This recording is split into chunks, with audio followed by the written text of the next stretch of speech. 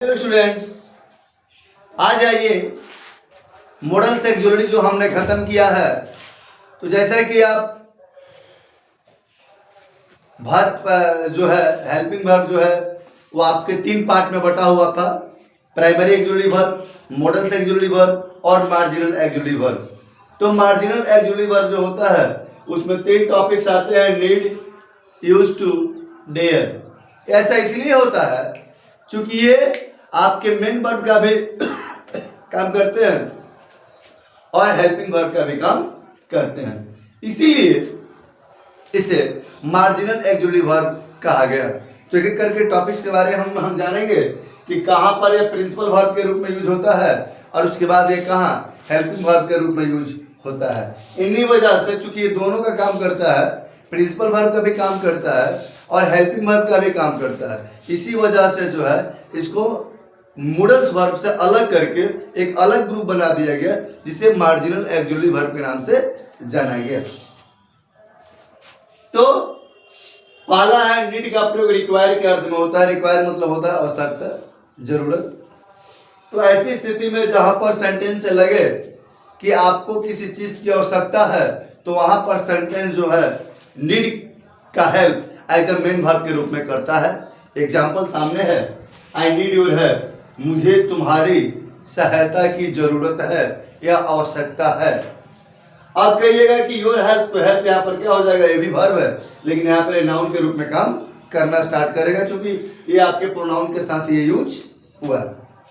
तो जब सब्जेक्ट आपका आई हो गया, नीड आपका वर्ब हो गया, तो योर हेल्प जो है ऑब्जेक्ट हो गया। चूंकि आवश्यकता है किस चीज की, तुम्हारी हेल्प की। और मैंने पहले ही बता दिया है कि अगर किसी चीज का प्रभाव, किसी काम का प्रभाव अगर किसी पे पड़ता है तो वो क्या कहलाता है, ऑब्जेक्ट कहलाता है। ऐसी स्थिति में आई नीड योर हेल्प जो है यहाँ पर नीड जो है एज ए मेन वर्ब के रूप में प्रयोग किया गया है।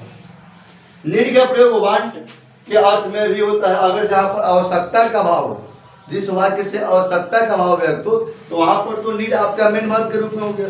कहीं कहीं वाक्यों में चाहने के संदर्भ में, चाहने के अर्थ में जो है जहां से लग रहा है कोई चीज की आपकी चाहत बनी हुई है, तो वैसी स्थिति में जो है आपका नीड मेन वर्ब के रूप में काम करता है। यहाँ पर need, I need your shirt, मुझे तुम्हारी शर्ट चाहिए, मुझे तुम्हारी शर्ट की आवश्यकता है, मुझे तुम्हें जो है मुझे तुम्हारी शर्ट चाहिए। अब यहाँ पर चाहिए का मतलब ऐसा नहीं कि स्टूडी का मतलब हो जाएगा, यहाँ पर वांट का मतलब होता है। वांट में चाहना होता है ना, उसी चाहना के सेंस के लेकर यहाँ पर जो है वांट का प्रयोग करके जो है उस सेंस में, वांट के प्रयोग के सेंस में नीड का प्रयोग किया गया है।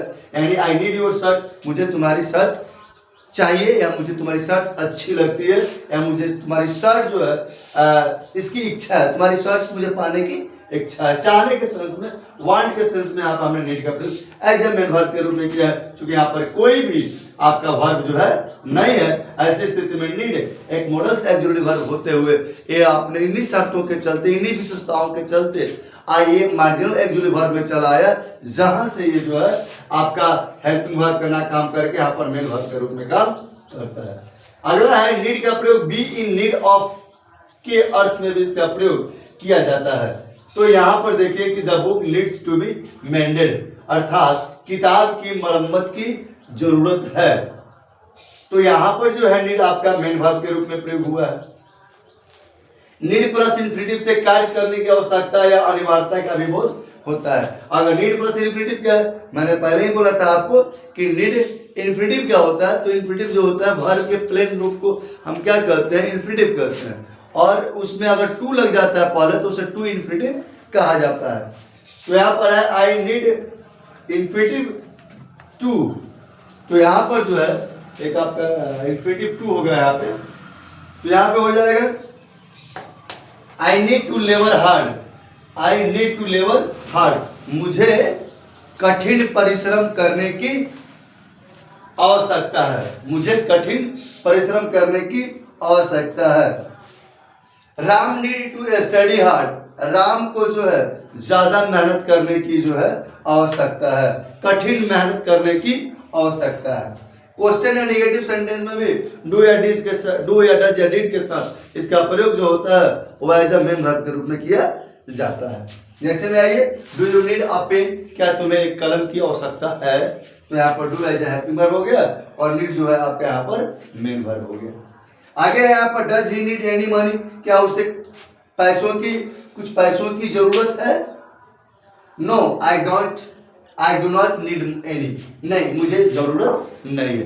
तो यहाँ पर भी देखा जाए तो यह डू और नॉट, यहाँ पर जो है आप पहले से जानते हैं कि डू या डज लग जाता है और उसके बाद अगर कोई वर्ब आता है तो मेन वर्ब के रूप में काम करता है। तो आपने देखा माय डियर स्टूडेंट्स कि आपका प्रिंसिपल वर्ब के रूप में नीड का प्रयोग कैसे किया जाता है। आइए अगले वीडियो में हम जानेंगे कि आपके प्रिंसिपल वर्ब को छोड़ के अब नीड का प्रयोग एज ए हेल्पिंग वर्ब के रूप में कैसे किया जाता है। तब तक के लिए वही सब्सक्राइब कीजिए चैनल को, लाइक्स कीजिए वीडियो को, शेयर कीजिए वीडियो को, और चैनल लिंक भी अगर आपको पता हो गया है वो भी अपने दोस्तों के बीच में जो है शेयर कीजिए, वीडियो पे कमेंट कीजिए, लाइक्स बना के रखिए।